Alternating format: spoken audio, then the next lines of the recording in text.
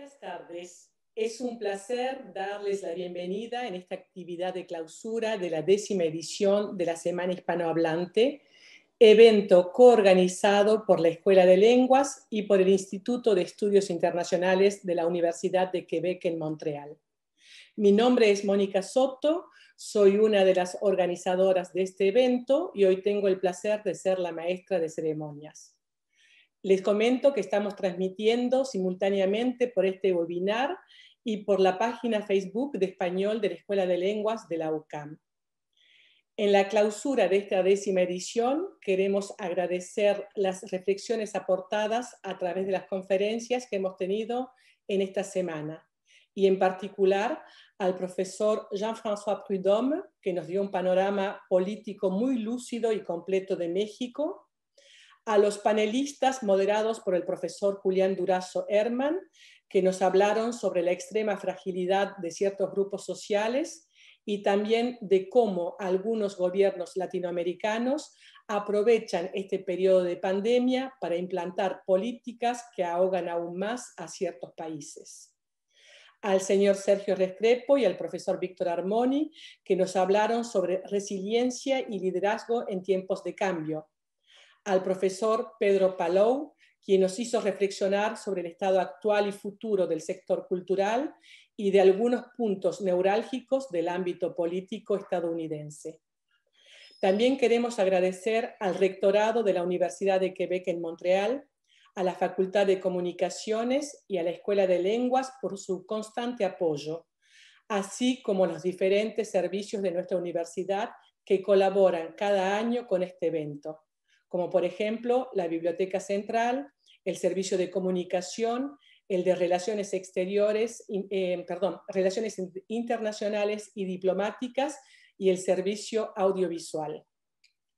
Un agradecimiento sincero a todos los consulados de Montreal y en particular al Consulado General de México y al Consulado General de Argentina.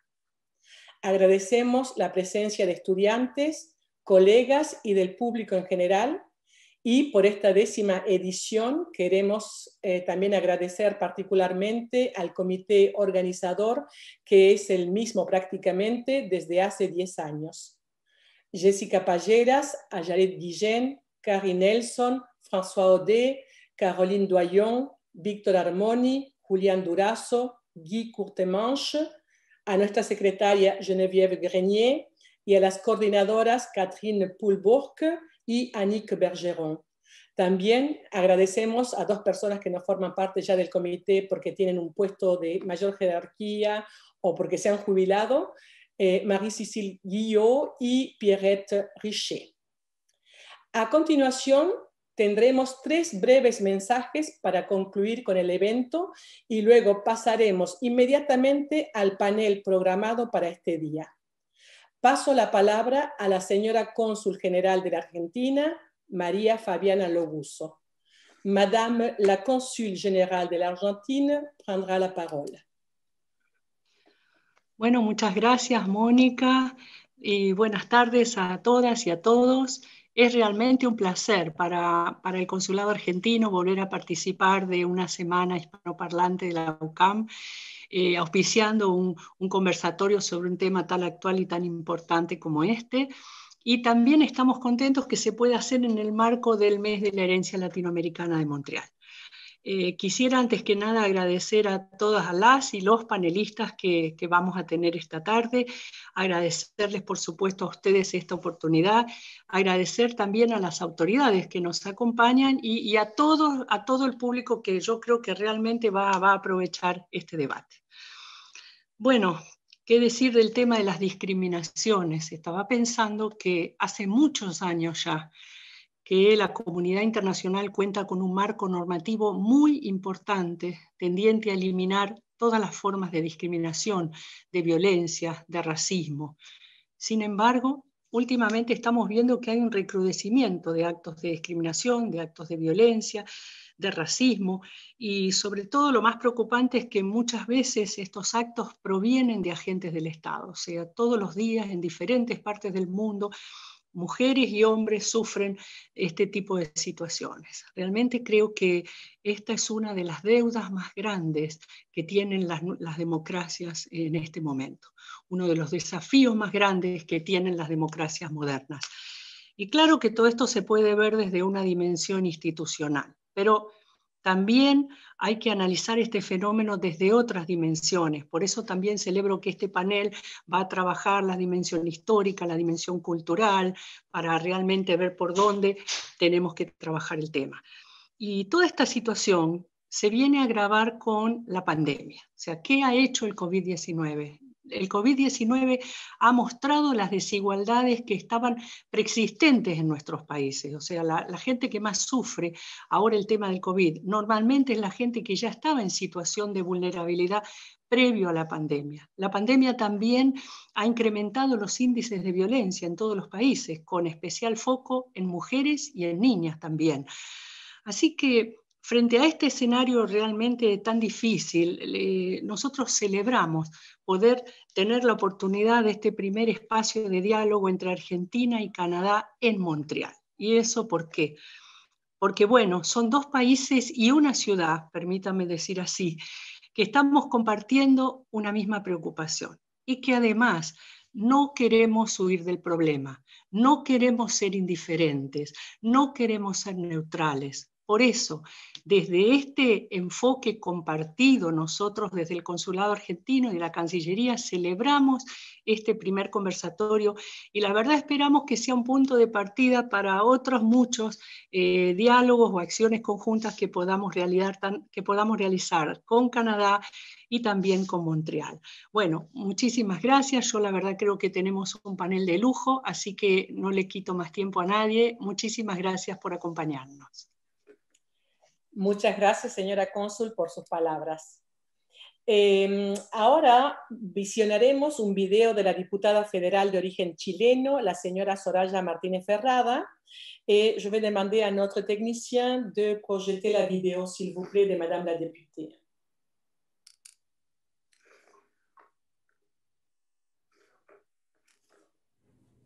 Bonjour tout le monde, je suis heureuse d'être ici pour pouvoir vous saluer dans le cadre de la semaine hispanophone à l'UQAM. Vous savez, c'est la 10e édition. Permettez-moi de saluer tous les organisateurs de cette semaine extrêmement importante parce qu'elle fait la promotion de la culture, du patrimoine latino-américain depuis maintenant 10 ans. Et c'est extrêmement important de le faire parce que, vous le savez, le monde latino-américain est un monde à découvrir. Depuis 2018, le Canada célèbre le mois d'octobre comme étant le mois du patrimoine latino-américain. Je suis moi-même une réfugiée politique du Chili. Je suis arrivée ici il y a maintenant plus de 40 ans. Mais je suis fière d'avoir gardé ma culture, ma langue, et ça grâce à des événements comme celui-ci et aussi des parents qui m'ont inculqué que c'est pas parce qu'on est ici qu'on oublie d'où on vient. Et je suis très heureuse d'être ici aujourd'hui pour vous saluer, pour vous dire à quel point c'est important qu'on se fête et qu'on fasse connaître notre culture. La thématique de la programmation est la mobilité étudiante et c'est vraiment important parce qu'elle permet de faire découvrir le monde aux étudiants, aussi notre pays, mais aussi recevoir les gens qui viennent de partout des pays latino-américains pour nous faire découvrir leur culture à eux. Alors, à tous, bonne semaine hispanophone. Bueno, agradecemos las calurosas palabras de la diputada federal y seguidamente vamos a tener algunas palabras de la alcaldesa del distrito Annecy-Cartierville y representante del Ejecutivo Municipal, la señora Émilie Thuillier, nos dirigirá unas palabras en esta clausura. Madame Thuillier, c'est à vous, s'il vous plaît. Oui, merci, Madame Soto. Alors, je souhaite saluer Madame Fabiana Logusso, conseil général d'Argentine, chers organisateurs de la 10e semaine hispanophone, chers panélistes, notamment ma collègue Josefina Blanco, qui est conseillère d'arrondissement dans le plateau Mont-Royal, mesdames et messieurs, buenas noches. Estoy realmente muy feliz de estar con ustedes hoy para este último evento de esta semana. Je suis fière de représenter notre administration ainsi que la mairesse de Montréal, Madame Valérie Plante, qui vous salue chaleureusement d'ailleurs. Alors, depuis le 1er octobre, les Montréalaises et les Montréalais ont la chance de pouvoir profiter d'une série d'activités et de célébrations organisées dans le cadre du mois de l'héritage latino-américain. Todos recordamos que la ciudad de Montréal declaró en septiembre de 2019 el mes de octubre, el mes de la herencia latinoamericana. Este mes es una ocasión increíble para promover y celebrar las contribuciones artísticas, intelectuales y económicas de los hombres y de las mujeres de cultura latinoamericana que viven y trabajan aquí en Montréal. C'est donc avec grand plaisir que Montréal s'associe pour une deuxième année à cette importante célébration. Et je souhaite remercier et saluer la table de concertation d'avoir su adapter dans le contexte de la pandémie, d'avoir su s'adapter pour nous offrir, en fait, cette année, une présentation, une programmation virtuelle. Le sujet du panel de ce soir nous interpelle particulièrement à la Ville de Montréal. Au mois de juin dernier, le Conseil municipal de Montréal a reconnu officiellement l'existence du racisme et de la discrimination systémique et nous sommes engagés à les combattre. Ma collègue Josefina aura l'occasion de vous en parler plus en détail des actions prises par la Ville de Montréal. Ya sabemos que hay todavía mucho que hacer, pero estamos firmemente comprometidos a actuar con ustedes para que todos puedan vivir con respeto y dignidad. Quiero saludar a las personas y las organizaciones que se juntaron para organizar este espacio de diálogo que nos permite de compartir nuestros desafíos y mejores prácticas. Realmente es un placer de estar con ustedes esta noche y tengo muchas ganas de escucharles. Gracias. Muchísimas gracias, señora Tuillier, por sus palabras. Sin más, pasamos al panel intitulado Avances, obstáculos y ángulos muertos en la lucha contra las discriminaciones.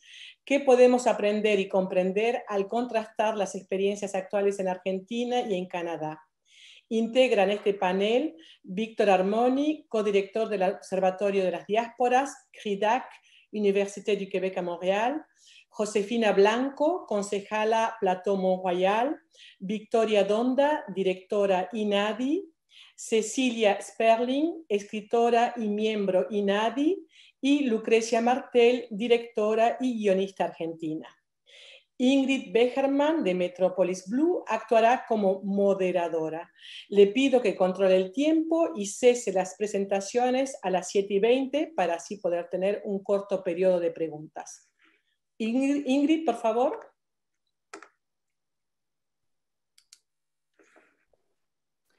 Hola Mónica, muchísimas gracias. Buenas noches Mónica, buenas noches a todos.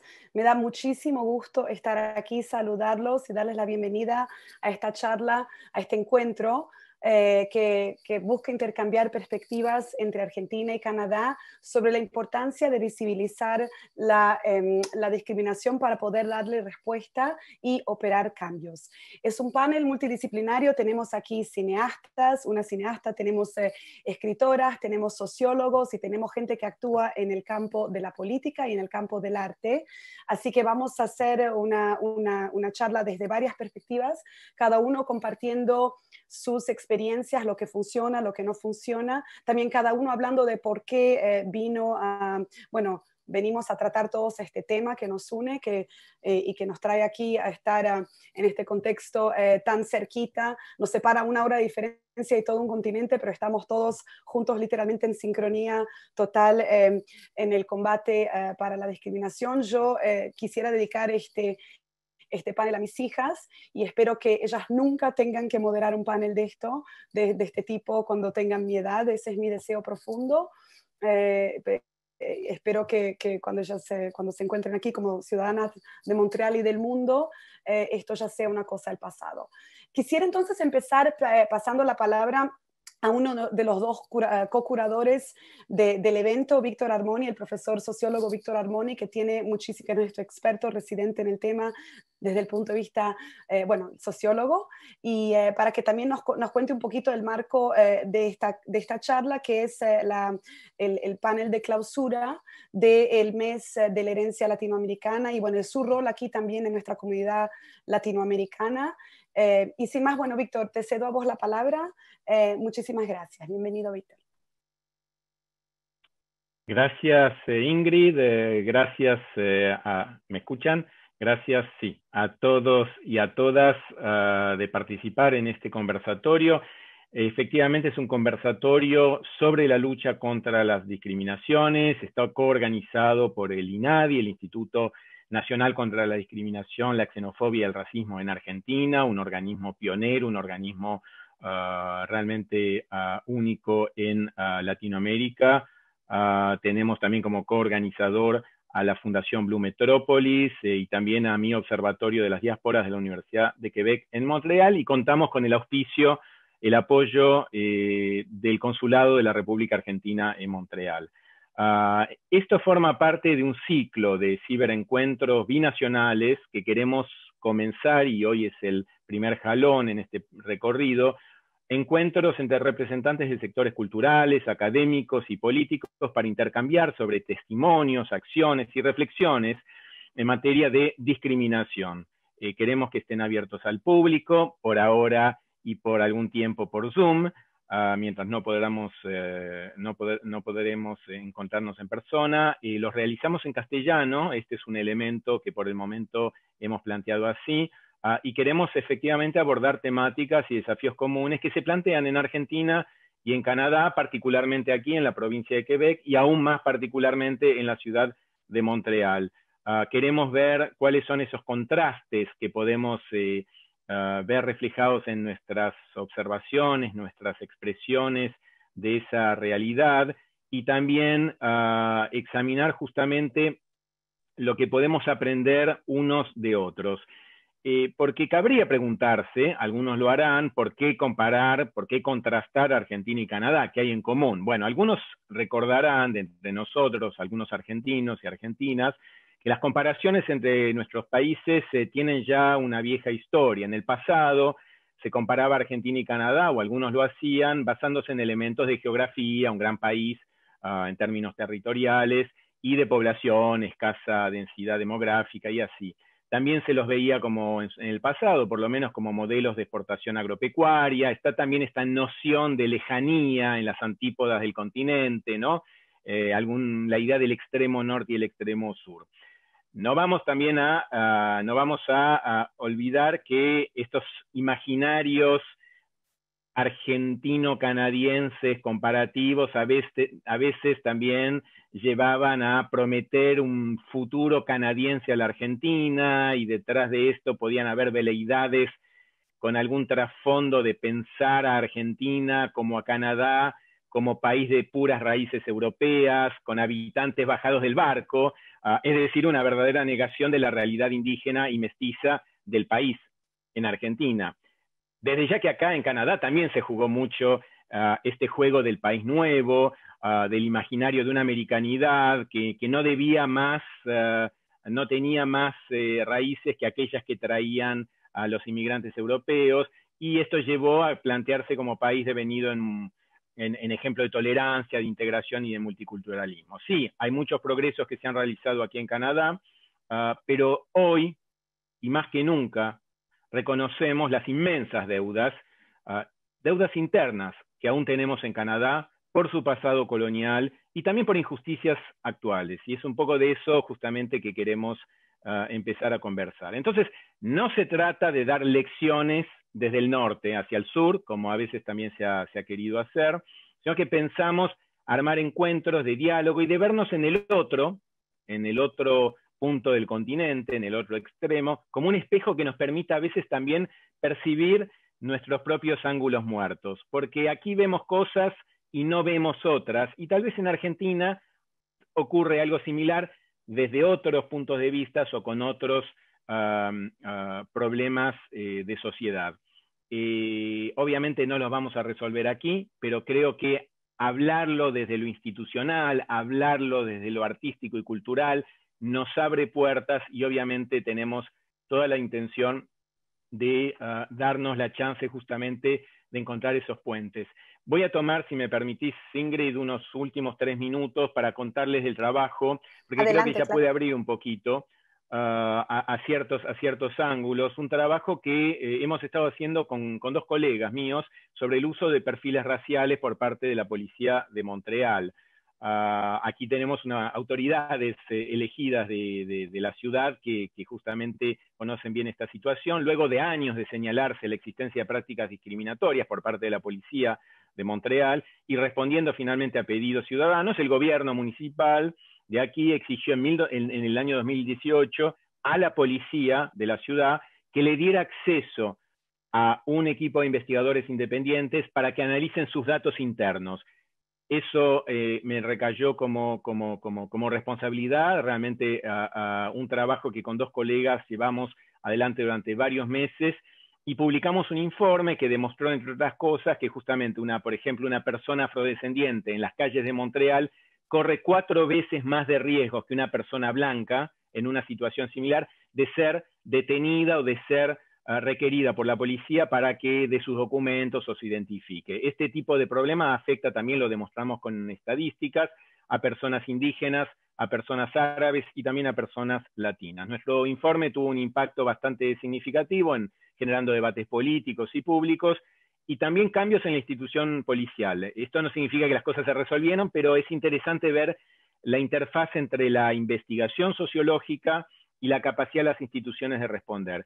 Esto, y concluyo aquí, puede parecer lejano a la realidad argentina y sin embargo les recuerdo que hace apenas unos días, el 14 de octubre, hace una semana, la Corte Interamericana de Derechos Humanos condenó a la Argentina por discriminación racial en el caso de la muerte de una persona afrodescendiente en el año 1996. Fíjense el tiempo que lleva. En la sentencia se ordenó que a Argentina capacitara a las fuerzas policiales sobre, y cito, sobre el carácter discriminatorio que tienen los estereotipos de raza, color, nacionalidad u origen étnico, así como el uso de perfiles raciales, lo que llamamos aquí profiling o profilage, en la aplicación de las facultades policiales para realizar detenciones, y también se exige la implementación de mecanismos que permitan un registro de las detenciones arbitrarias basadas en perfiles raciales, en particular las detenciones llevadas a cabo en contra de personas afrodescendientes. Esto podría haberse escrito hoy aquí en la ciudad de Montreal o en la ciudad de Toronto o en cualquier parte de Canadá.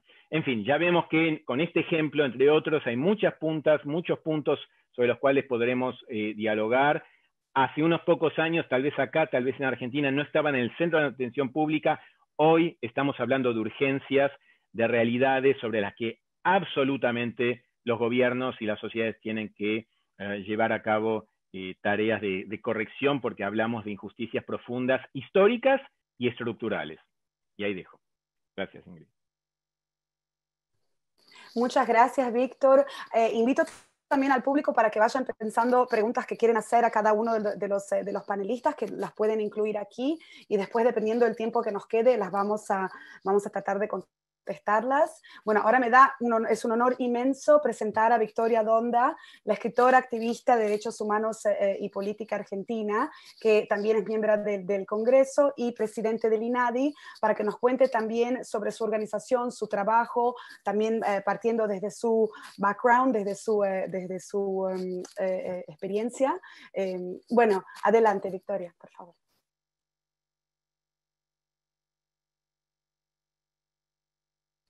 Hay que, el mute, hay que, tenés que darle clic en el micrófono, sí. A ver, ¿lo puedo hacer? Ahí está. Ahí va.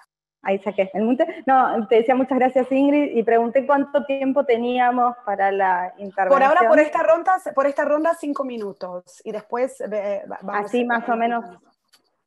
Perfecto.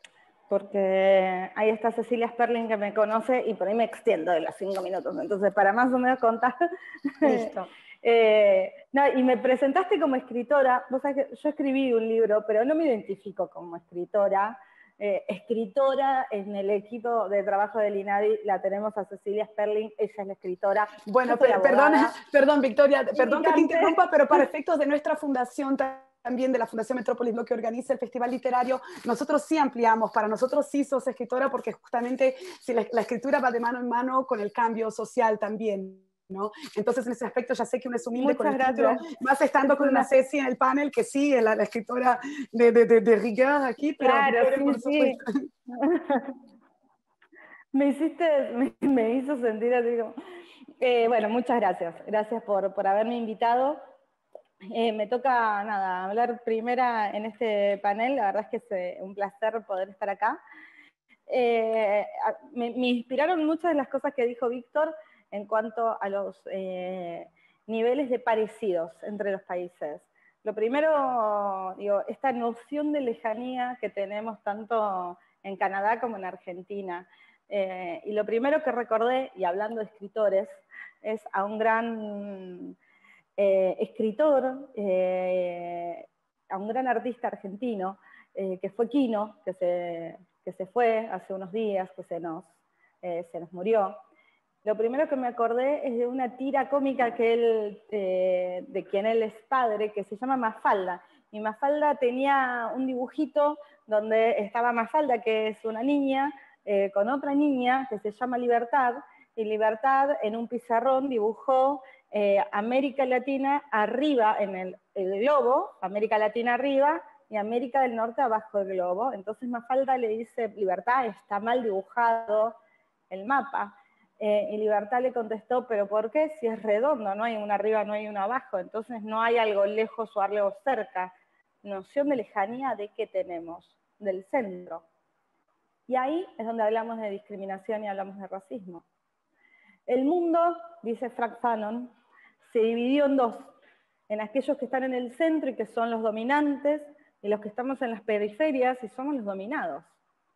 Cuando hablamos de por qué en las calles de Montreal tenés 4 veces más riesgos de ser detenido por la policía si sos afrodescendiente, sos latino, sos árabe, seguramente si se replica ese estudio en Argentina, no va a cambiar el resultado.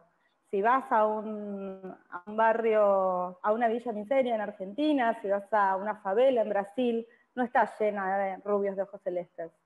Y tiene que ver con lo que hay que terminar en nuestro continente, en todo el continente, desde el extremo norte hasta el extremo sur. Tiene que ver con el colonialismo. El racismo es el origen de la desigualdad económica y social que se construyó en todo el continente. Y en esto, América del Norte, América Central, el Caribe y América del Sur no es diferente. ¿Por qué no somos diferentes? Porque fuimos tierras coloniales y fuimos colonizados. Y si bien la colonia se dio y se construyeron repúblicas y países y estados de derecho y estados con distintos tipos de organización, los privilegios se siguieron acumulando en las mismas castas. Y es ahí la explicación de por qué, si vos sos afrodescendiente en Argentina, en Brasil, en Estados Unidos o en Canadá, si te ven con un auto caro, te van a parar y te van a pedir los papeles y van a pensar que sos narcotraficante y no que sos un médico famoso. La explicación de por qué en nuestro continente la discriminación y el racismo es la moneda más común que tenemos, y en países como el argentino también es el más negado, es la colonia. Tenemos un racismo estructural negado sistemáticamente porque el racismo triunfó. Cuando el racismo triunfa, la mejor forma de ver el triunfo es la negación del propio racismo. Tanto es así que cuando yo hablo de racismo, nosotros asumimos con Cecilia en el equipo la gestión del INADI hace unos pocos meses, en diciembre del año pasado, el 10 de diciembre del año pasado. Pero cuando empezamos a hacernos cargo de la gestión del Instituto Nacional contra la Discriminación, la Xenofobia y el Racismo, y empezamos a hablar de racismo, nos dimos cuenta, quienes venimos del movimiento feminista, que hablar de racismo en Argentina estaba costando más que hablar de feminismo. Porque hoy el patriarcado existe, porque nosotras lo hicimos visible, porque lo mostramos, pero hablar de racismo en un país como el nuestro, donde el racismo además triunfó, es tanto o más difícil que hablar de patriarcado y de machismo. Porque el racismo es estructural, es institucional, y porque además tiene conductas, por supuesto, de carácter individuales, ¿no? Lo que más nos preocupa a nosotros como Estado, desde el Instituto, es desandar esa red de racismo estructural que se fue tejiendo a lo largo de todos estos años en nuestro país, y que se evidencia de distintas maneras. Para poder desarmar esa red, tenemos que nutrirnos de las mejores prácticas de otros lugares del mundo que han avanzado tal vez más en eso.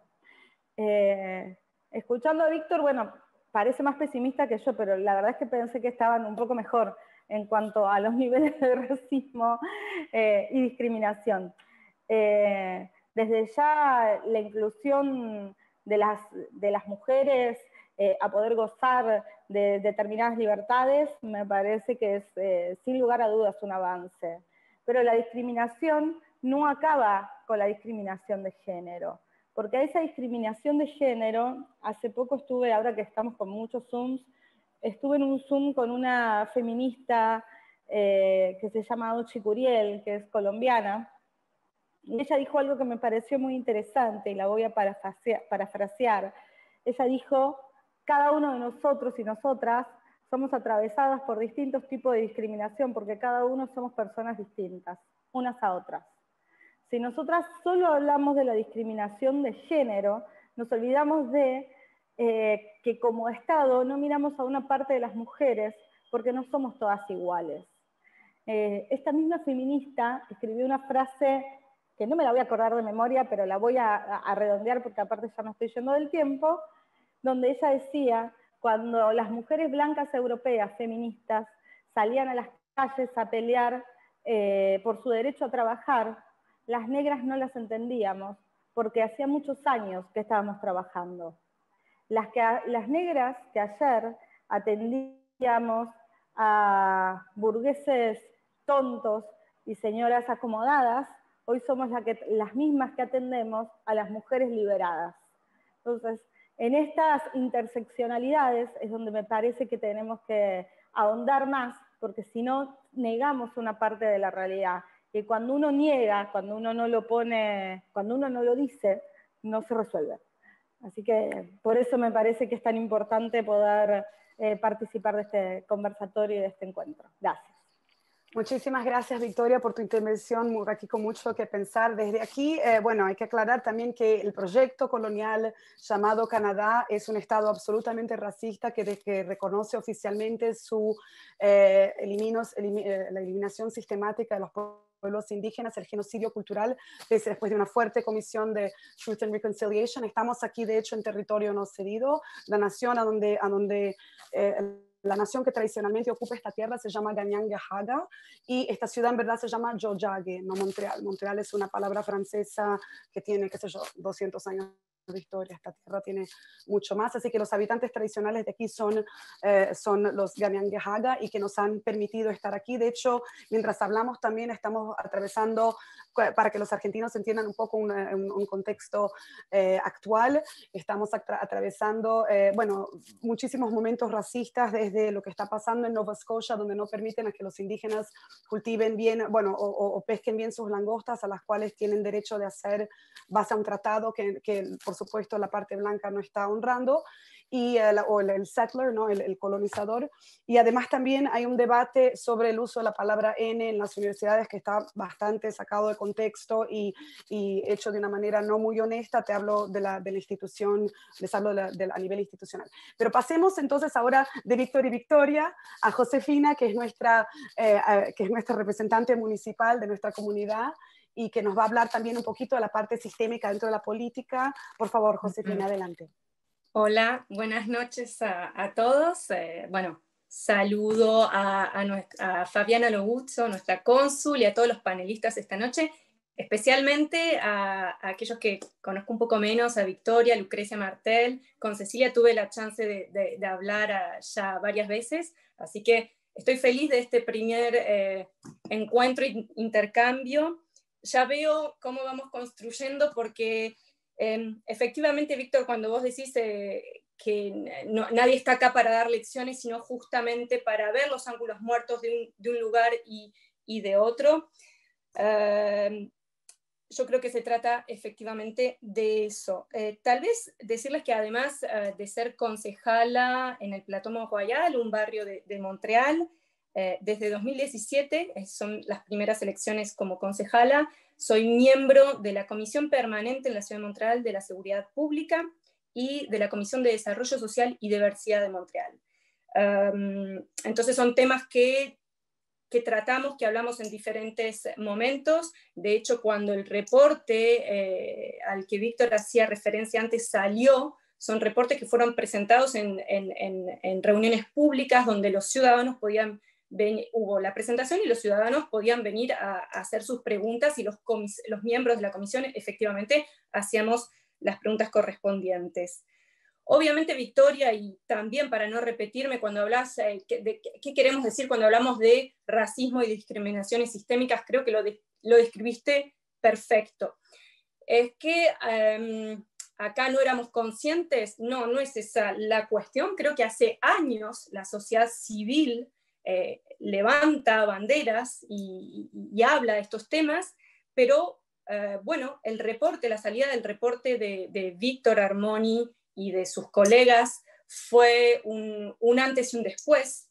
La movilización ciudadana que hubo en 2018 para pedir una consultación pública en la ciudad de Montreal en relación al racismo sistémico y la discriminación por el derecho de iniciativa fue otro antes y después para que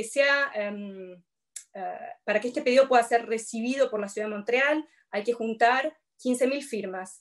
Bueno, los ciudadanos y las diferentes asociaciones y organismos que trabajaron para que esto fuese posible, hubo 22.000 firmas. Entonces, efectivamente, el Comité Ejecutivo de la Ciudad da seguimiento y se envía todo este dossier a la Oficina de Consultas Públicas de la Ciudad de Montreal.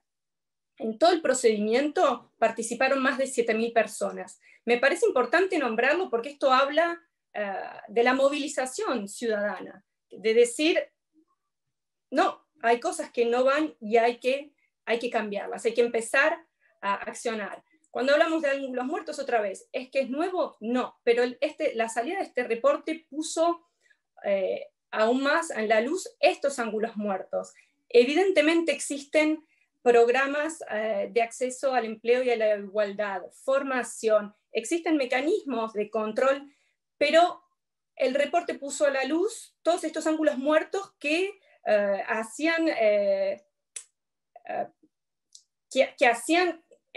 que la ciudad de Montreal tengamos que salir y reconocer la existencia de la discriminación y el racismo sistémico. El reporte salió en junio, 38 recomendaciones, muchas transversales, otras bien específicas, y cómo accionamos, y es un poco también ahí el origen de este panel. La alcaldesa de Montreal, a la salida de este reporte, Valérie Plante, lo primero que hace es reconocer oficialmente, formalmente, la existencia del racismo y la discriminación sistémica en el interior de la función pública de Montreal, y se compromete también a combatirlo. La segunda recomendación, yo voy a poner el acento en las tres primeras recomendaciones porque simbólicamente me parece que son muy, muy importantes. La segunda recomendación pide de tener una persona desde el lado de la función pública responsable, un comisario.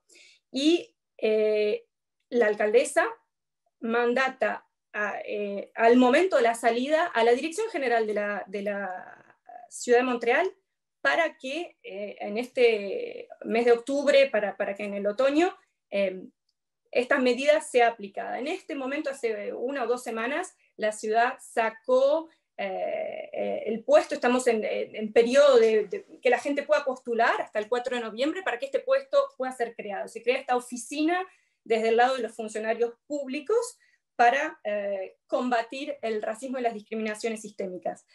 Otro punto muy importante, que es otra de las recomendaciones, es también desde el lado político tener en el Comité Ejecutivo de la Ciudad de Montreal una persona responsable de este dossier. Y esto también es a lo que respondió la Alcaldía de Montreal, creando mi colega Katsi Wong, que desde junio es responsable, entre otros dossiers, discúlpenme que a veces hay palabras que no me vienen rápido en español, de hacer el seguimiento y de asegurarnos que avanzamos de forma concreta para combatir el racismo y la discriminación sistémica en la ciudad de Montreal.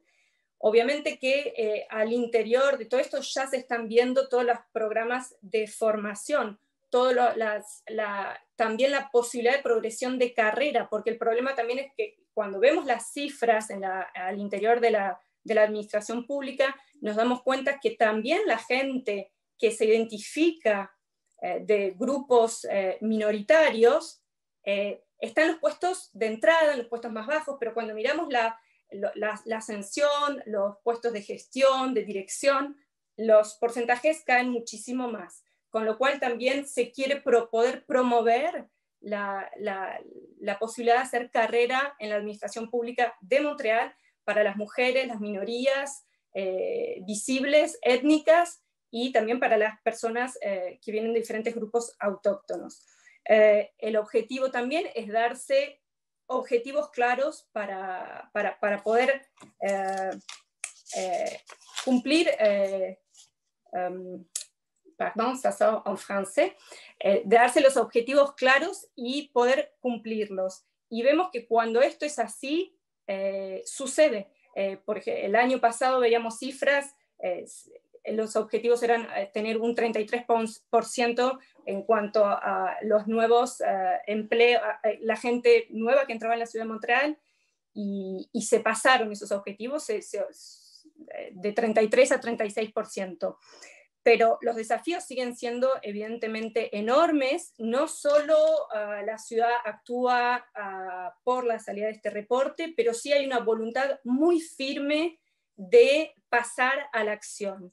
Y cuando decía que a este momento nos pusimos todos en contacto, es cierto, creo que cuando a Argentina llegaron un poco las novedades, como la ciudad de Montreal hacía en cierta forma un mea culpa, y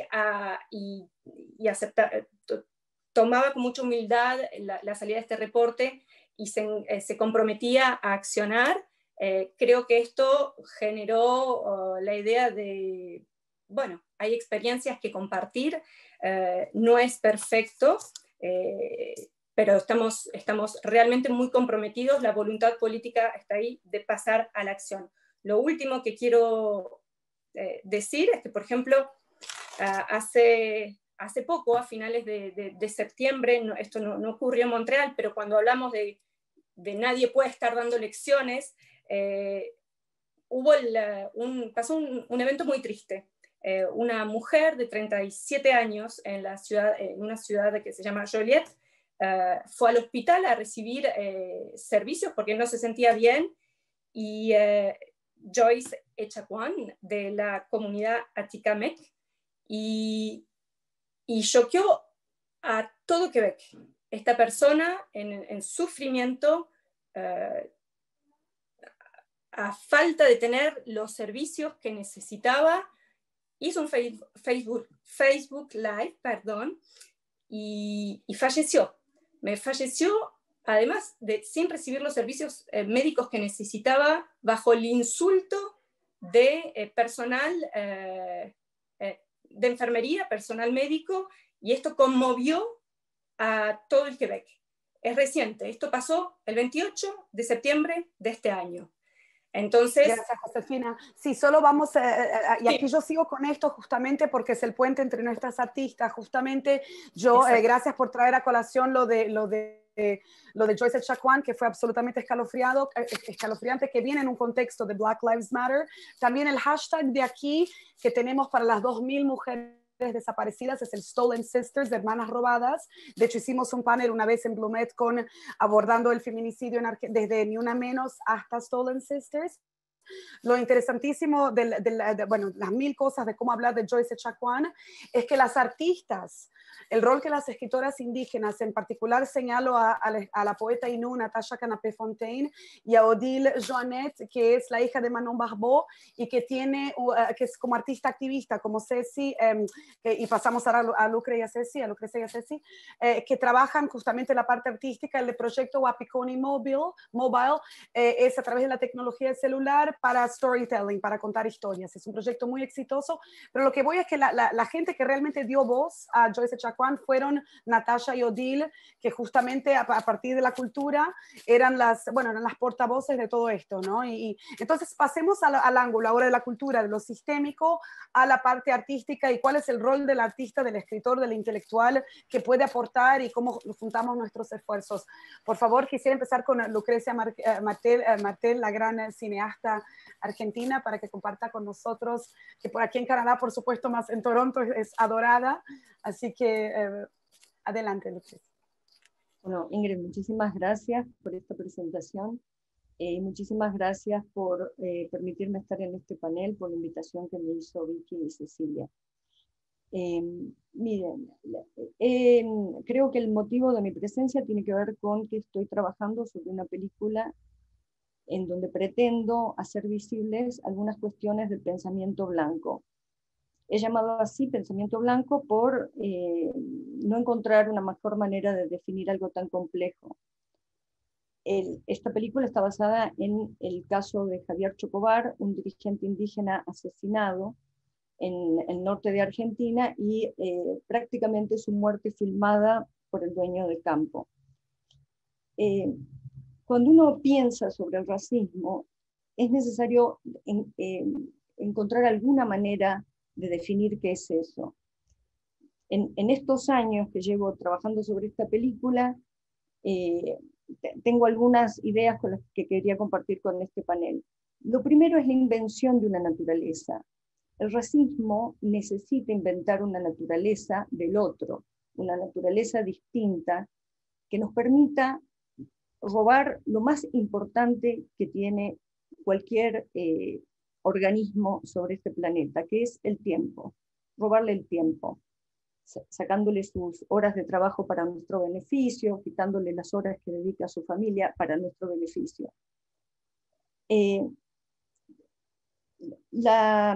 Si no tuviéramos esta invención, es muy difícil avanzar sobre otro. No digo porque el ser humano sea innatamente bueno y no mate a un igual, pero matar a un desigual es mucho más fácil. Es matar o someter a un desigual es mucho más fácil. Algunas pruebas de esta invención, voy a referirme a mi país, pero creo que es fácilmente extensible a todo el mundo, es la pobreza.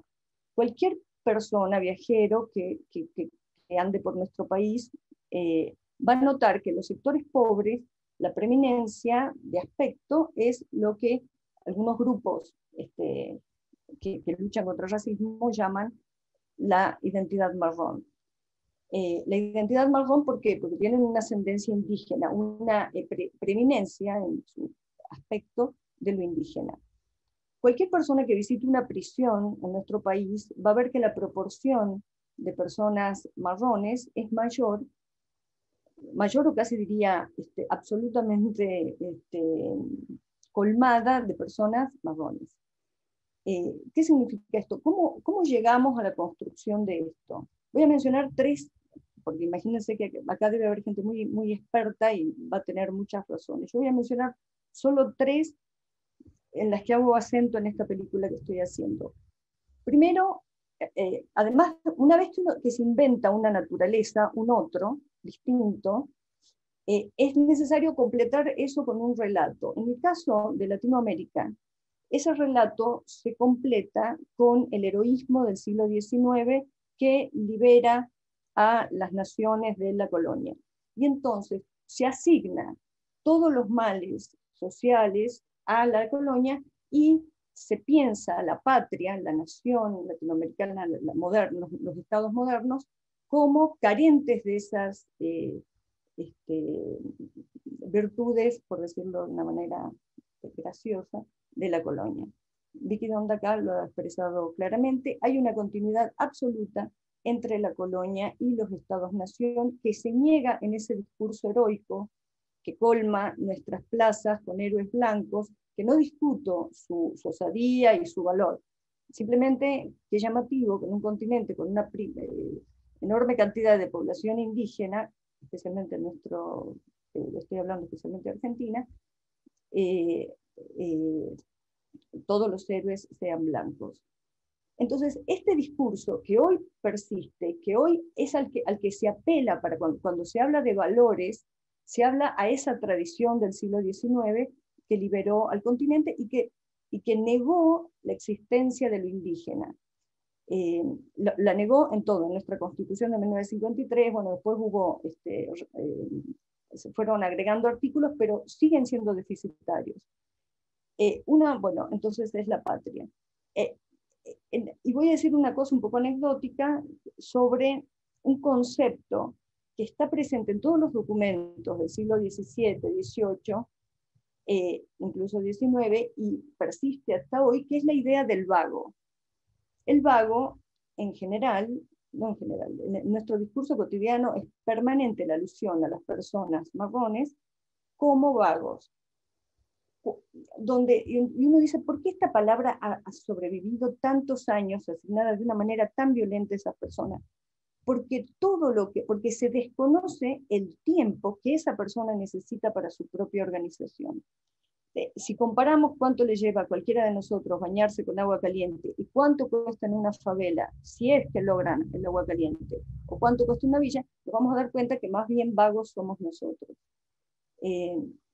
Bueno, respecto concretamente del cine, la presencia del indígena en el cine siempre está dada como el indígena como objeto. Es necesario, aunque sean precarias y patéticas, las ideas de cupo, quizás pensar en cupo para tratar de restablecer algún tipo de igualdad con esta carencia enorme cultural y con una matriz profundamente racista que tiene nuestra cultura.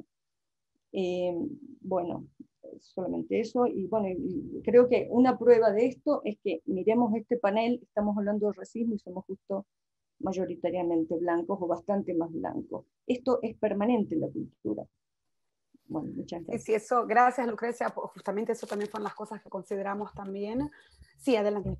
Perdón, no sé si me queda un minuto, quiero decir, creo, y hay un tema fundamental en torno a la pobreza. La propiedad colonial fue reconocida y tiene continuidad en nuestros estados nacionales.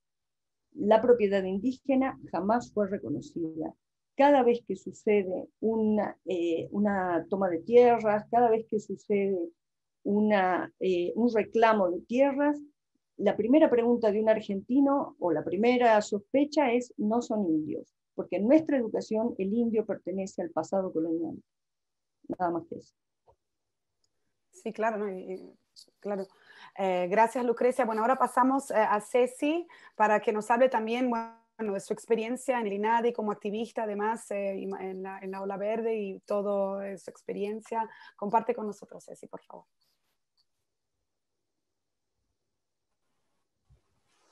Hola. Bueno, estaba escuchando así embelesada a Lucre y sus aproximaciones. El relato y la lengua y las palabras hacen todo posible. Cuando Lucre estaba hablando de los territorios, rápidamente pensé en la última novela de Gabriela Cabezón Cámara, que se llama Las aventuras de la China Iron, donde ella habla de la China, que el Martín Fierro, que es nuestro libro representativo y nuestro libro emblemático, icónico, es un libro que no hay mujeres, y el Martín Fierro habla de la China, no tiene nombre, ¿no? La nombra 3 veces en todo su libro, en todo el libro, la menciona 3 veces y siempre para denigrarla, ¿no? Entonces, ¿qué es lo que hace Gabriela Cabezón Cámara en esta novela, Las aventuras de la China Iron? La hace protagonista y empieza a inventar otra pampa, una pampa diversa. Ella dice, voy a buscar la luz, voy a dejar mis hijos y voy a buscar una vida brillante porque a mí me jugaron a las cartas y así me ganaron, y se sube a la carreta de una inglesa colonizadora, de quien se enamora y con quien empieza a ver otra pampa posible, y esa pampa que después se va hacia, en vez de irse hacia un lugar desértico y el lugar siempre remanido para los argentinos, de cada vez más sequía y menos gente, al contrario, lo hace subir por el Paraná, lo hace remontar el Paraná, lo hace llegar a la selva, inventa una comunidad de diversidad, donde también Fierro se enamoró de su acompañante, y vienen los hijos, y vienen los animales, y hay toda una especie de enamoramiento de la tierra y del agua, y presenta como esa utopía, pero no como una utopía imposible, sino como la idea de generarnos otros paisajes, ¿no? Entonces, en este lugar que agradezco muchísimo a Vicky Donda que haya tenido como esa sensibilidad, por eso yo le dije a Ingrid que eras escritora, Vicky, porque yo creo que el tener una experiencia personal fuerte y poder contarla a esa experiencia es lo que nos hace también poder ponernos en los zapatos de las otras experiencias, en estas interseccionalidades donde las discriminaciones a veces se van sumando, ¿no? Porque es el marrón, es la pobreza, es el lugar territorial, a veces hay algunos que, o sea, van sumando casilleros o no, hay otros que tienen otros componentes. El relato, el poder contar las historias, el visibilizar, es algo que viene a traer la literatura, que viene a traer los libros, que vienen a traer las películas, y por eso este es el inicio y es un momento de encuentro donde se irán sumando todas las voces que tengan mucho para decir. Yo siento que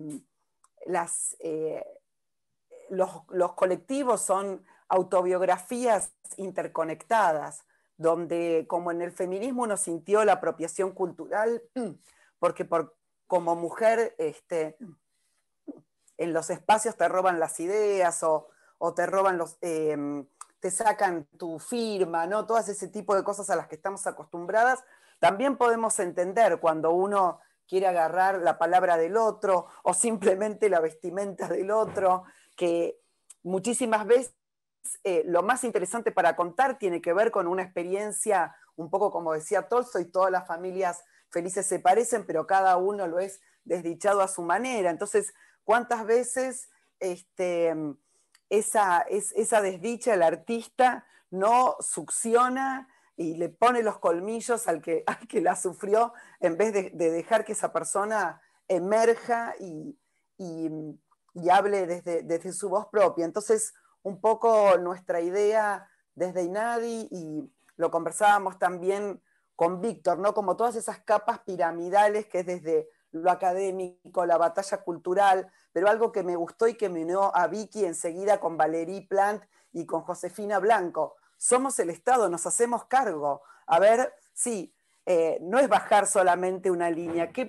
¿En dónde, no? En la papeleta para el trabajo te dicen dónde vivís, y entonces no hay que preguntar dónde vivís, porque si vivís en una villa no te lo van a dar. ¿Hay que poner foto? No hay que poner foto, porque si pones la foto y sos marrón tampoco te lo van a dar. Hay que preguntar la edad, y no, porque por ahí tampoco te lo van a dar. Digamos, todos los elementos que el Estado puede generar y hacerse cargo como Estado. Y eso me pareció como el corazón de este encuentro. Digamos, de qué modo nos hacemos cargo y vamos en todos los planos, con la batalla cultural, con esto que hizo Víctor, que es sensacional, que es poder tener estadísticas, ¿no? Estaba leyendo el libro de Rita Segato, que menciona justamente a INADI de creo 2008, ¿no? Como haciendo encuestas súper exhaustivas de discriminación y no poder nombrar la discriminación en el racismo. Vamos a todos los casilleros, pero lo que no se nombra. Bueno, finalmente lo que estamos viendo que muchos, que la literatura, y sobre todo cuando habla autobiográficamente, propone la superación de un trauma personal o de un trauma social. Y el otro caso con el que quería cerrar y comentarles es que fue un acontecimiento. Para mí la China Iron fue un acontecimiento, y el libro Las Malas, donde Camila Sosa Villada cuenta como travesti su vida siendo una estudiante universitaria y por las noches yendo a las plazas nocturnas con sus compañeras travestis. Y bueno, eso fue viendo Los Ángulos Muertos. Creo que en Argentina altos pasos que dimos tiene que ver con el cupo travesti, con el cupo trans, con el apoyo a esos colectivos tan vulnerados, y sí estaba el saber o la encuesta de que con un promedio de vida de hasta los 35 años, entonces tirando de vuelta la pelota en la cancha, traigo este cambio, este movimiento un poquito en esta rueda del avance que a veces parece tan trabada. Me parece que hizo un avance, y sí, me encanta la propuesta esta de Lucrecia del cupo. Creo que lo probamos en el feminismo y fue una discusión ardua, porque está esa idea que el cupo viene a suplir la falta de méritos, ¿no? La falta de meritocracia, esa palabra tan mentirosa, esa filosofía del engaño, ¿no? Y de la falsedad. Pero vamos por eso. Yo ahora de aquí voy a anotar cupo por color también. Gracias, Ceci, muchas gracias. Yo quisiera reinvitar ahora para que, a que Víctor retomara la palabra y que nos regrese. Bueno, que empiece, Víctor, si podés hablar un poquito de qué podemos hacer para armar más puentes y de qué manera podemos nosotros, nuestro grupo, invitar al público y también trabajar entre nosotros para armar más puentes entre nuestros países, para unir estos esfuerzos. Por ejemplo, una de las cosas que yo tengo muy planeada, quisiera agradecer a Carolina Orloff, que tradujo The Adventures of China Iron en inglés. Sin eso, sin las traductoras y las editoriales independientes argentinas, ese libro no estaría disponible, no lo puedo traer. A Camila Sosa Villada la tengo súper pendiente, traerla también a Montreal, están en mi dream list, justamente por esos temas, ¿no? Y por eso te lo digo desde mi perspectiva como gestora cultural. Agradezco a las editoriales, a los traductores, a la gente que pone los recursos para que estas obras estén disponibles acá a nivel literario. Y bueno, Víctor, ¿qué se te ocurre seguir trabajando con Ceci? Digo porque los dos son nombrados los co-curadores del evento, Ceci y Víctor, así que ¿qué tienen planeado para nosotros? Mira, fascinante todo lo que estuve escuchando. La verdad que si retengo una cosa, que en el fondo traigo agua hacia mi molino, en el sentido de que un poco la lucha desde la academia aquí en la universidad es pero y hacia afuera también, es la de visibilizar lo que fue socialmente invisibilizado. Y creo que, bueno, Victoria, Lucrecia, Cecilia nos hablaron exactamente de eso. Yo vengo de Argentina, aunque estoy hace más de 30 años aquí, y conozco perfectamente, como lo han mencionado, este cegamiento voluntario en el fondo, porque a veces uno dice, bueno, no se ve, pero no se ve porque no se quiere ver, ¿no? Entonces ese es el trabajo que hay que hacer desde la investigación. Evidentemente, el trabajo de visibilizar es muchas veces dar data, como se dice, es decir, sacar estadísticas, y tenemos como un doble trabajo siempre,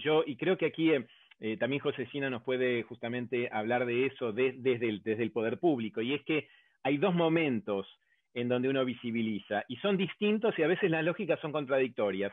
Está la visibilización fáctica, en donde uno llega y dice, mira, acá tengo un dato incontrovertible, es decir, esto dice lo que es la realidad y punto. Pero también a veces no tiene que ser todo cuantitativo, puede ser un testimonio, una demostración de la palabra de justamente aquellos que a veces no escuchamos o no queremos escuchar o cuyas voces son silenciadas por diferentes mecanismos.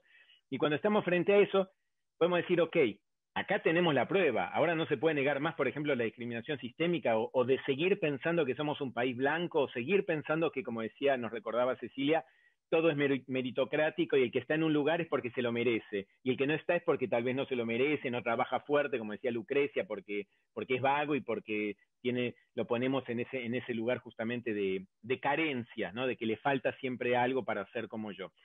Pero el otro momento de visibilización es convencer al público, a la población, sobre todo a aquellos que pertenecen a la mayoría privilegiada, a los que se autoidentifican con la nación, con somos nosotros el pueblo argentino, quebecois o canadiense. Y esa gente, aunque muchas veces, digo esa gente, no quiero hablar de manera peyorativa, pero muchos de esos sectores no responden tampoco ni siquiera a la constatación empírica, en donde le decís, por acá tengo el data. Con lo de la policía no se puede discutir mucho más cuando las estadísticas no mienten ni pueden mentir. Cuando incluso sos transparente en tu metodología, como es lo que hicimos con mis colegas.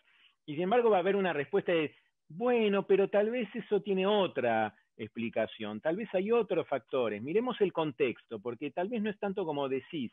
Entonces siempre ese no querer ver, ese no querer aceptar, es tal vez todavía más difícil de remontar esa cuesta que la primera, que es generar data. Yo creo que no hay que dejar de lado la investigación y también la expresión desde testimonios, desde cine documental y también desde lo literario, artístico, cultural, dar voz a aquellos que generalmente no la tienen. Pero todo eso hay que juntarlo y además llevarlo al poder y llevarlo a la opinión pública y decir, aquí está, esto es así, y ahora lo que queda es simplemente las acciones, simplemente, el gran desafío es las acciones para generar políticas hacia una sociedad más justa, porque en el fondo lo que estamos todos discutiendo aquí es que queremos que nuestros países, nuestras ciudades, nuestras provincias sean espacios de mayor justicia. Y ahí dejo y quiero seguir escuchando porque la verdad que es... Gracias, Víctor. Ahora yo quisiera que nos contara un poquito, muchas gracias, Víctor. Quisiera que nos contara Victoria un poquito qué te parece, Victoria, este acercamiento a Canadá, qué podemos hacer desde nuestras instituciones, vos como directora o titular del INADI, qué podemos hacer también.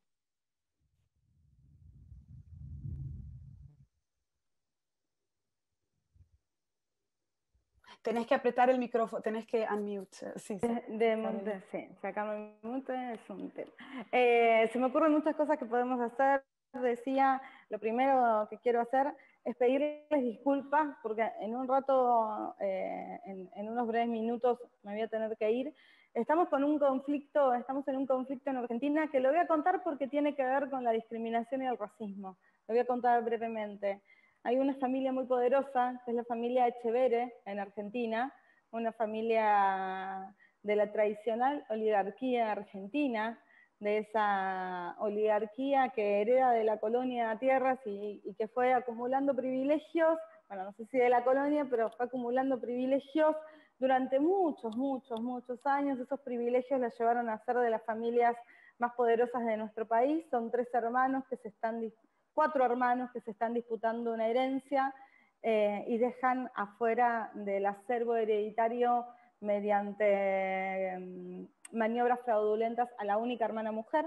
Esta hermana mujer está reclamando la propiedad sobre esa tierra y hoy hay un conflicto alrededor de eso donde el INADI está interviniendo porque se dan dos causas, una discriminación y violencia económica hacia la única heredera mujer y además racismo porque esta heredera mujer decide donarle una parte de su herencia a personas de una organización que es el MTE, un movimiento que plantea emprendimientos agroecológicos para la tierra, ¿no? Entonces hubo una intervención de parte de personas vinculadas a la familia que entraron al campo al grito de negros de mierda, los vamos a matar. Ese es el nivel de racismo que vivimos en Argentina, así como se vive en muchos otros países, y bueno, soy funcionaria del Ejecutivo, así que tengo que estar presente en ese tipo de reclamos porque es mi función. ¿Qué es lo que podemos hacer vinculándonos con Canadá? Y me parece que una de las primeras cosas que podemos hacer, pero además vinculando también con algo que nos une, que es la cultura, reconstruir el tejido social. Hay algo que decía Josefina con lo que me sentí muy interpelada y que tiene que ver con la necesidad de construir una sociedad donde, también lo dijo Lucre, ¿no? Lucrecia en un momento decía, bueno, esto de construir el otro. Precisamente lo que hace la colonia, lo que hace el colonialismo, es construir en aquellos que ya estaban acá otros, y en los que traían de los barcos esclavizados otros y otras que ni siquiera eran seres humanos, ni siquiera eran considerados personas. El neoliberalismo acentúa la violencia y el ver al diferente como lo otro y lo que sí se puede tratar mal, y a lo que sí se le puede quitar la vida, porque total es un negro de mierda. Reconstruir esos lazos culturales es una responsabilidad de todos y todas, independientemente del lugar donde estemos. Quienes ocupamos un lugar en el Estado tenemos una responsabilidad de alguna manera superior, y por eso desde el INADI no solo tomamos denuncias de discriminación y de racismo y llevamos adelante y acompañamos en la defensa de los derechos, sino que llevamos adelante proyectos que tienen que ver con prevenir la discriminación, el racismo y la xenofobia, porque son conductas sociales y aprendidas a lo largo de siglos. Entonces, si son conductas construidas por la sociedad, podemos construir una sociedad donde esto no exista. ¿Es difícil? Creo que es difícil. Imposible, no hay nada. Solo puede demorar un poco más, pero no hay nada imposible si nos unimos y tejemos redes que puedan construir una sociedad donde todos, todas y todes tengamos lugar. Muchas gracias. Muchas gracias, Victoria. Quisiera pasar un poquito a Lucrecia porque hay Leticia Munch que nos acompaña. Pide, qué linda película, dice, me imagino que una parte fue filmada en Misiones con los indios guaraníes. Gracias por compartir. ¿Podrías contarme un poquito de eso? ¿De Sama? Sí. ¿Se referirá a eso? Yo creo que bueno, sí, ¿no? En Sama, sí. Voy a dar un Sama. ejemplo de algo de Sama que para mí fue revelador. Sama es una novela extraordinaria de Antonio Di Benedetto que yo hice una versión de cine muy libre sobre esa novela. En esa novela se nombra a los indios guaycurúes, que esos indios fueron diezmados en el siglo XVII, a fin del siglo XVIII. Cuando yo fui a filmar, no quería intentar recrear a esos guaycurúes, sino que me junté con los indios Com, que son actuales comunidades indígenas, y les dije que teníamos que inventar unos indios que ya no existían, que tienen por ahí la misma matriz de lengua, pero no es la misma cultura. Y entonces, porque el primer movimiento de las comunidades es querer representar, y esto es una acción defensiva, representar frente al blanco una especie, una identidad que la asociemos al siglo XIX de alguna manera o al pasado, porque es la única forma que nuestras leyes, incluso las mejores que tenemos, de reconocimiento de la propiedad indígena, de reconocimiento de la existencia de comunidades indígenas, incluso esas mejores leyes exigen a ese indio deseado, exotizado, que es el indio, que no es el indio de ahora, digamos, sino que se pretende que sea aquella cosa y que se quede ahí.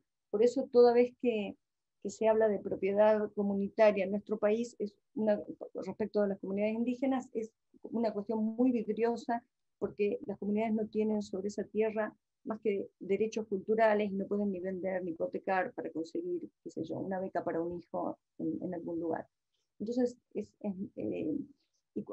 y cuando nos pusimos a conversar durante el casting, uno de estos muchachos que me costaba mucho hablar con ellos porque hay una resistencia enorme a hablar de manera abierta con nosotros, me dijo, le dije, bueno, a ver, como no encontraba la forma, dije, bueno, a ver, contame un sueño. Me contó un sueño donde volaba con un caballo por unos campos llenos de frutas, y en un momento él se movía un poco y caía. Yo le conté mi sueño, que era el sueño que había tenido ese día, que no era tan espectacular. Cuando se trata de sueños, cuando no está la plata de por medio, los efectos especiales, las maravillas, los animales que hablan, volar, nadar bajo el agua sin morirse durante horas, todo eso nos pertenece a todos. En el área de los sueños es un territorio donde no hay límites, ni para el indio ni para nosotros. No importa cuánta plata tengamos, volar en los sueños es una posibilidad. Y eso me golpeó muchísimo, porque en todas las demás zonas donde uno quiere aproximarse, el dinero es un impedimento. Uno llega con las cámaras, con el auto, con la ropa, con esto, con la comida, el catering, y del otro lado, ¿qué hay? La carencia de todo eso. Pero cuando nos ponemos a hablar de cosas en donde no interviene el dinero, la igualdad es extraordinariamente conmovedora. Entonces, esto respecto, para contestar esa pregunta no sé quién es, de alguien que está mirando. Y gracias.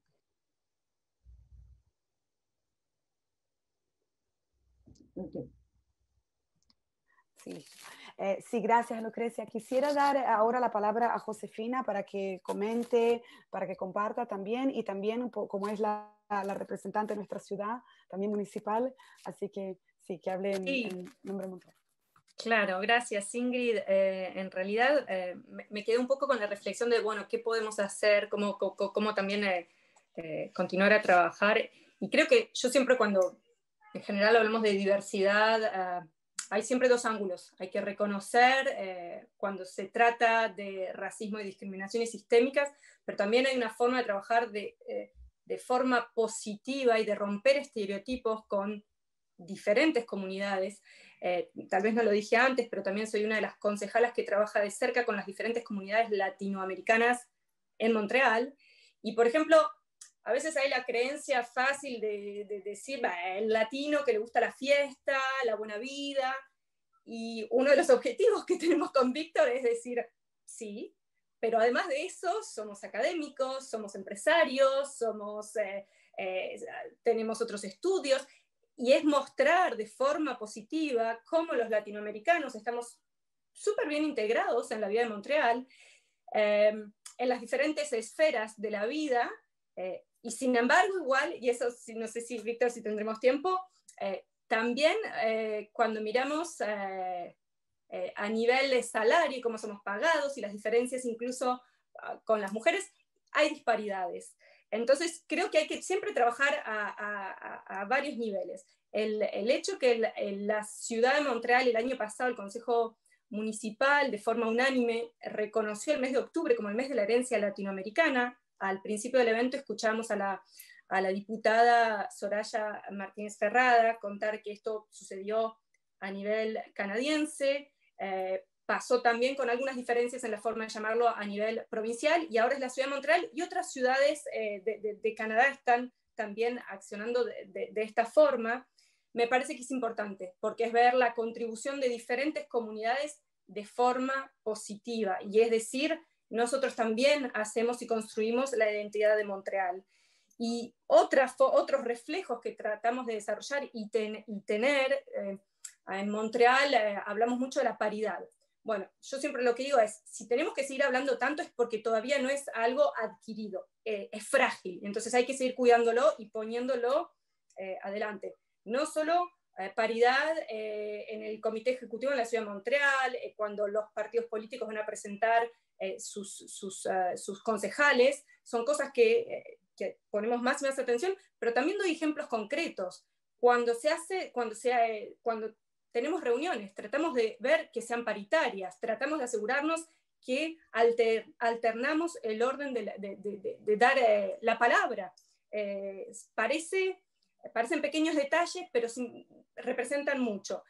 Esto mismo creo que hay que desarrollar este reflejo cuando hablamos de minorías étnicas, de perfiles raciales, y en la medida de lo posible, en lo que nos corresponde, cuando estamos en puestos de decisión, tener el reflejo de ver alrededor de esta mesa que estamos representando la sociedad de Montreal de hoy, 2020, cuando pensamos en la formación de los consejos de administración también, y fue nombrado antes y yo quiero también decirlo otra vez, cuando estábamos pensando en este panel, obviamente nos dijimos, somos todos blancos, pero bueno, lo que nos dijimos es, este es el primer panel de otros a venir, y había en realidad el desafío de la lengua, la cuestión de, por esta primera colaboración y por el tiempo que teníamos, lo organizábamos en español, pero es importante. Pero espera, ahí, José, deja que...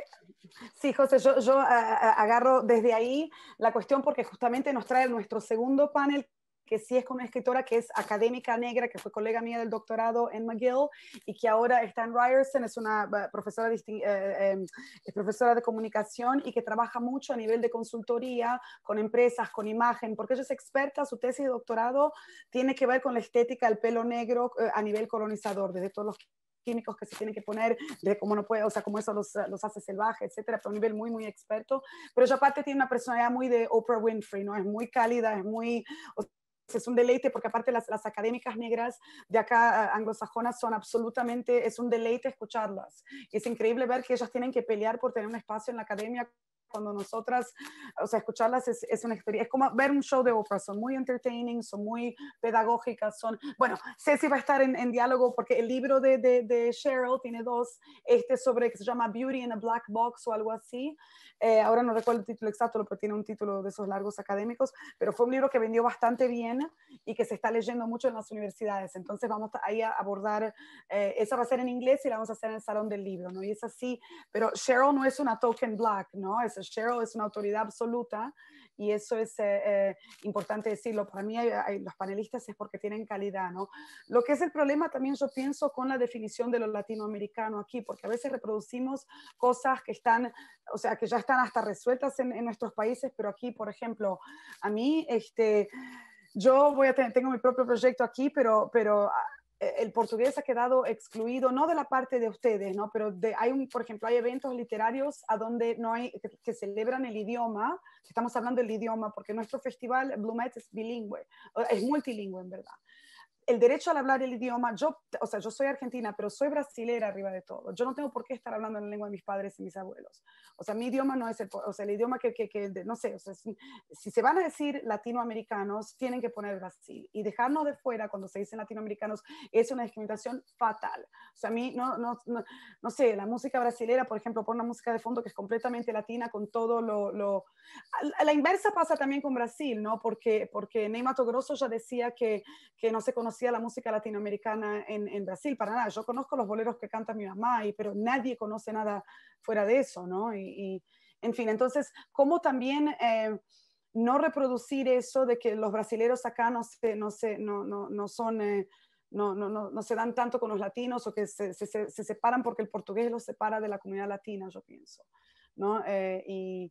Y es algo para abordar, que yo pienso, hacer ese no solo español, sino que portugués. Ceci, vos querías terminar con algo, tenías una idea final. Ahí di mi rant, porque también hay que incluir a Brasil, y Brasil está muy abandonado. Sí, una sola cosa, no pude decir mi idea acerca de porque contesté esa pregunta, pero la digo después de Ceci o cuando quieran, sobre qué cosas se pueden hacer, algo positivo.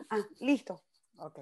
Bueno, Sí, lo que yo quería decir, es, creo que fue Fabiana en la presentación, que la verdad que siento que la unión y la idea de este encuentro, pensé que como lo que estaba enfrente es un fascismo increíble, desatado, y que al sentir que llegaba esta preocupación también en Montreal, como una especie de lucecita de cuáles van a ser los lugares en el mundo. Inclusive escuché ese término, ciudades santuarios, ¿no? Como en Estados Unidos que dicen Nueva York será una ciudad santuario, será una ciudad donde se van a respetar a los migrantes, donde se van a respetar a las elecciones de género de los individuos. Entonces, para mí, digamos, más allá de muchísimos colectivos y que en este momento quizás el tema del racismo sea uno de los que abrimos los ojos en este último tiempo con más intensidad a partir de lo que trajo el feminismo, pero siento que globalmente hay una lucha con también lo que decía Víctor, bueno, finalmente la persona que no te quiere entender la encuesta y que no quiere entender el dato, está muy bien plantada en su lugar de dominio, en su lugar de poder, está ganando plata con el tiempo del otro, como dijo Lucre, le está cerrando el negocio por todas partes y no está dispuesto ni dispuesta a salir de ese espacio por la ganancia que traen. Entonces, para mí, agregando a lo que dice Lucre de lo positivo que ahora quiero escuchar, voy a poner este libro de Rita Segato, que es alguien de Argentina y Latinoamérica muy increíble, que se llama Contrapedagogías de la Crueldad. Y creo que un poco esta unión o este encuentro es un poco estar plantados en ese lugar en términos generales como un acuerdo muy básico de poder poner en el menú, de poder plantarnos frente a la pedagogía del odio y de la crueldad. Era eso. Bueno, yo para decir algo con respecto a nuestros amigos canadienses que creo que compartimos, me parece que hay algo en lo profundo del racismo que no se va a resolver con reconocimiento cultural, con que seamos más tolerantes, no se va a resolver si no nos animamos, y sé que esto es terriblemente controversial, si no nos animamos a pensar de nuevo sobre la propiedad de la tierra. Cada vez que uno dice esto, el mundo todo, latino, norteamericano, entero, tiene el terror de que la propiedad individual, la propiedad que constituye al ciudadano, sea vulnerada, la propiedad privada. Les digo sinceramente que no creo que este problema del racismo tenga solución hasta que seamos suficientemente capaces de analizar ese tema. La continuidad de la propiedad de lo que era reconocido en la colonia y lo que luego es reconocido en los estados nacionales, hoy la podemos verificar en millones millones no, porque son tan gigantescas que no son tan millones, de propiedades extensísimas. Y a esto agreguemos el continuo robo que se hace de tierras fiscales por parte de funcionarios. Si no somos suficientemente valientes para sentarnos a hablar sobre la propiedad de la tierra, dudo que resolvamos este tema. Gracias. Gracias, Lucrecia, eso es absolutamente pertinente. Ahora en Canadá, como dije, una de las cuestiones del momento son la cuestión de los pescadores. Josefina, ¿quieres explicar el conflicto que está pasando en Nova Scotia ahora con la parte? Es que yo tardo un poco de explicar, a veces no soy muy clara, así que para dar la palabra a Josefina, ¿quieres contar? Tal vez, Ingrid, por mi rol más de la ciudad, a lo que hay que comprender es más a nivel federal que en este momento se está trabajando este tema. No sé si en un minuto soy capaz de explicarlo, pero efectivamente son derechos que deberían seguir siendo respetados para estos pueblos, y en este momento hay un conflicto que están tratando de ver cómo tratarlo. No, la verdad me resulta un poco complejo en un minuto. No, perfecto. Que vean las noticias, ¿no? Que la gente busque después y que lea, porque es un conflicto bastante interesante, porque hay varios elementos de racismo ciudadano. Por ejemplo, prendieron fuego a uno de los... bueno, en fin, no quiero yo tampoco decir, prefiero... A ver. Me parece que vamos a abrir realmente otro gran... Sí. Creo que Mónica Soto nos está avisando que tenemos que ir cerrando por el tiempo. Yo solo quería terminar con este tema porque Lucre le dio en la tecla lo que estamos viviendo en este momento, que es un conflicto de quién tiene el derecho de gestionar esta tierra y estos recursos, y hay leyes que no están siendo respetadas. Básicamente eso, justamente lo que está pasando, lo que comentó Lucre, es el tema principal que se está debatiendo ahora en las noticias, ¿no? Son los temas de primera página. Qué bueno. Gracias, Mónica. Muchísimas gracias al panel, realmente es un placer escucharlos y me parece que todo lo que ustedes han dicho va a seguir trotando por un tiempo en nuestras mentes, y esperemos que la próxima vez tengamos ya algunos logros más significativos de los cuales podamos hablar. Eso sería una muy buena noticia. Yo les voy a dar fin a este panel.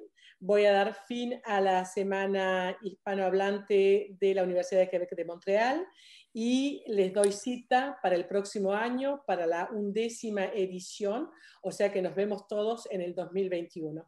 Muchísimas gracias a todos. Gracias. Gracias a todos.